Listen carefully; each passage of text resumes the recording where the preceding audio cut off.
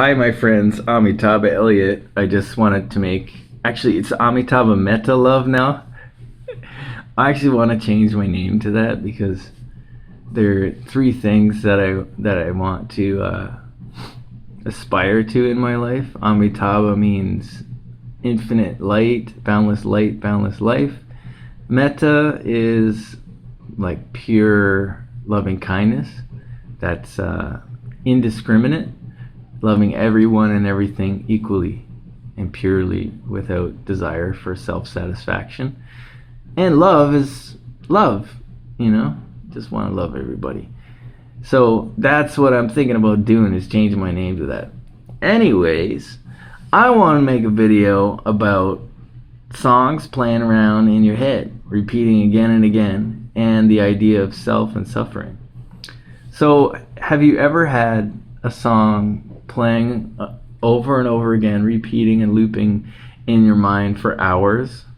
So I was just washing my dishes, and this music was playing again and again and again, and it just wouldn't stop.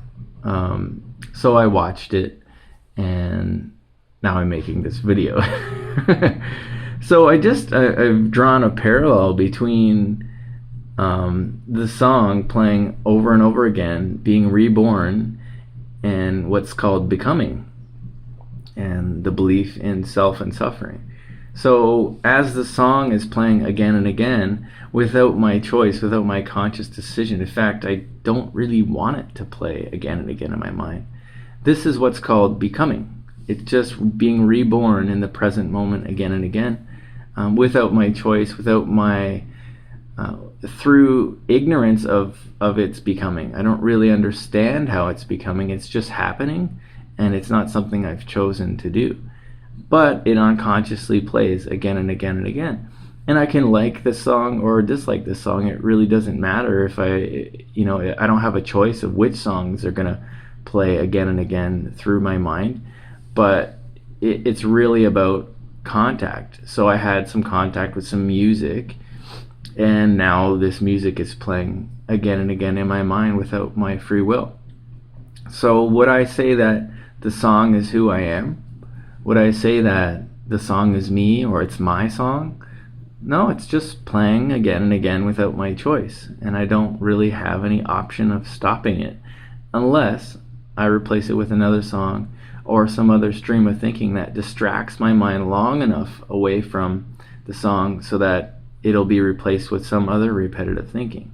Or I can watch it, and through awareness, through seeing, through detachment, through witnessing the song playing again and again, eventually it will pass. And then, as all things do, it will eventually pass.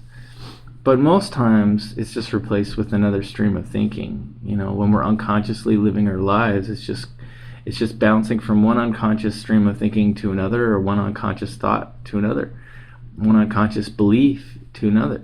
And so the self is the same way. So this belief in I am, this belief in me and mine, anything to do with I, is the same.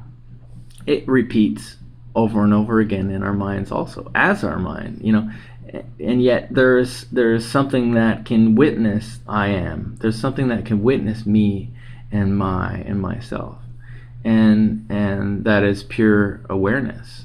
That is enlightened consciousness. So we can witness the mind becoming and the self becoming again and again and again. But we need to be careful because isn't it always that suffering is attached to a self?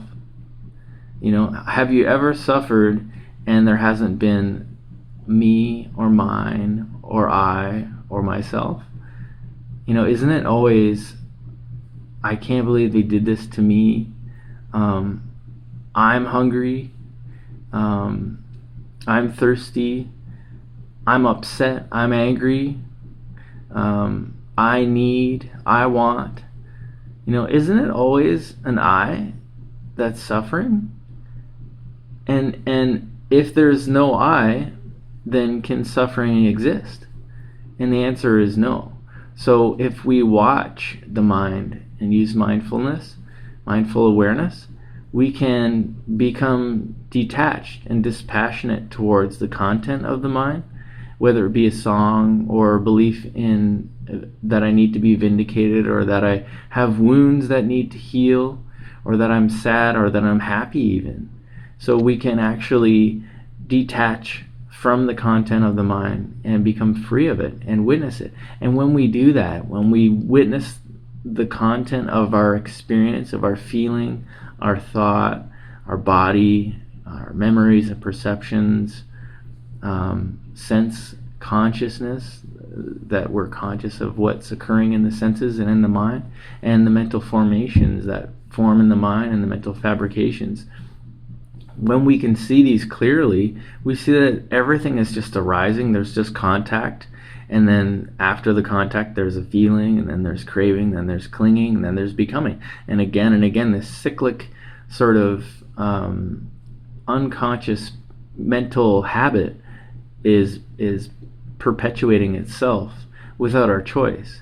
So when we can use mindfulness and watch the mind, we can actually begin to free ourselves from the chains of unconscious thinking and the belief in self. So if we continue to believe that this consciousness, this perception, this feeling, this body, these fabrications, if we believe that anything in our experience is mine, we're going to be upset because everything is impermanent, everything changes. And if we attach to something that changes, we'll just be pulled along by something, and we'll be stricken with grief and fear and upset. If somebody passes away that we know, we're incredibly distraught and upset. And that's because there's this belief in self, that belief that we have lost something, that they are somehow ours or mine or part of me. Because people die every day, right? And we don't get upset. We hear about it in the news. This person died, and it's more like, well, that was unfortunate. That sucks. We might have some small sadness, but it's really dependent upon the amount of self we put in to the other person that indicates and causes the amount of suffering. So it's completely inextricably, well, it's not inextricable. We can extirpate I don't know if that's the right term, ourselves from suffering. We can watch suffering arise. We can watch the content of the mind. We can watch this belief in self arise again and again. And it's fast. We're brought up to believe that I am. But it's only, I think, up till about, I want to say 13 to 16 months. Before that time, we don't have a sense of self, and we're more free. They do studies on young children, and that show and prove that the sense of self develops, I think it's between 13 to 16 months of age. And they do these experiments where they take a child in the mirror, and the child's looking in the mirror and they're videotaping it. And then they say, come here, and the child comes, and they put a dot of paint on the child's face. And then it's only if the child goes like this and sees the dot of paint on their face and tries to remove it, that we can tell whether they have a sense of self, because they know who they are, and they know that paint shouldn't be there. So it starts early, but we can extract ourselves from this attachment to a self. We can, sort of go back in time and reclaim freedom. And the only way we can do that is through releasing this need, this desire to be or not to be. The Buddha said there are three major sources of becoming, or sources of attachment to this world, and that is the desire to become, the desire to not become, and sensual desires. So the desire for pleasure. So if we can release ourselves from the desire for pleasure, the desire to become, or the desire to unbecome, we can be free and experience nibbana, or enlightenment, complete freedom from suffering. And it's joy. You know, the Buddhist path is a joyful path.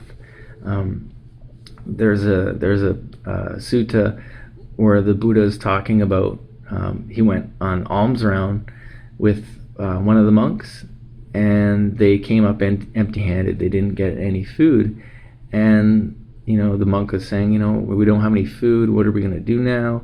And the Buddha says, we're feeders on joy. So he's saying, we don't need anything to be happy. It's this innate observational witnessing awareness that's detached from the content of the mind and the body and the feeling, that is completely and forever free. But don't be fooled into thinking that that awareness is who I am, because as soon as we do that, then we're stuck again. We get hooked in again into the belief of self, and then we start to suffer. So it's really through detachment and dispassion from all that arises in our awareness that will forever free us from suffering. So I want freedom from suffering for myself and for you, and that's why I make these videos and share, is because I know it's possible. I've experienced glimpses of it, and meditation is something that can really help us to see through, because when we can learn to concentrate our mind on one thing for long periods of time, or even short periods of time, we'll start to have bursts of insight, because the mind is so fragmented, so distracted, that it's difficult to catch it. Just as if there's a fast moving animal and you're trying to capture it, well, I don't recommend capturing animals. I'm just using this as an analogy. If there's a fast moving animal, it's difficult to capture, but if it's a slow moving animal, it's easier to capture. So if we can slow down the mind a little bit by concentrating it through meditation, we'll have a better chance of catching it, and we can guard the mind a little bit easier, and hopefully free ourselves from suffering by seeing the mind in the mind, seeing feeling in feeling. This is what the Buddha taught. If we can see the mind in the mind, feeling in feeling, the body in the body, perception in perception, mental formations in mental formations, and sense consciousness in sense consciousness. We can see them as they are, see how they're dependent upon contact. They're dependent upon a belief in self. Then we can actually be free. So I want complete freedom for you. And share below what you think of this video and your experiences in meditation, and how you have freed yourself more and more through concentrating your mind, because we need to have concentration in order to break through the delusion of the mind and self-belief, so that we can be free from suffering and experience the incredible joy that is available to all of us at all times through this nibbana, through enlightenment. So thank you so much for watching. You have yourself a wonderful day. I love you. Peace.